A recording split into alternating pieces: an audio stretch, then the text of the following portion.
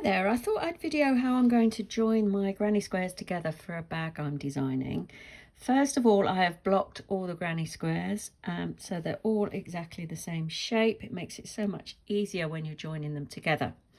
Now my joining yarn is a lighter colour and I have 17 stitches up each side of each square, and I've marked the beginning and last stitch with a stitch marker in the front loop. Now I'm going to join through the back loops. So the first thing I'm going to do is pop my hook through the back loop of that pink one, which is the first one, and through the back loop of that brown one. That's not so easy because that stitch marker isn't the best, so I'm going to take that one out now.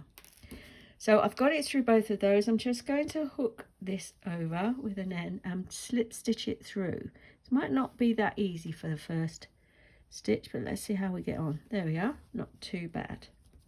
So that's actually got it joined.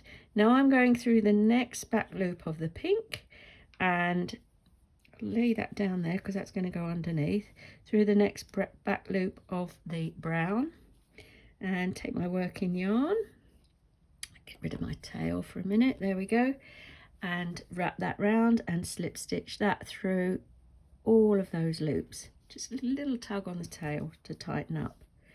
Let's try the next one.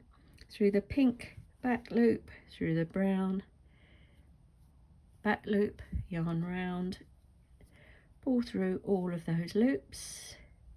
Do one more through the pink, avoiding the tail there, through the brown, yarn round and pull through all loops.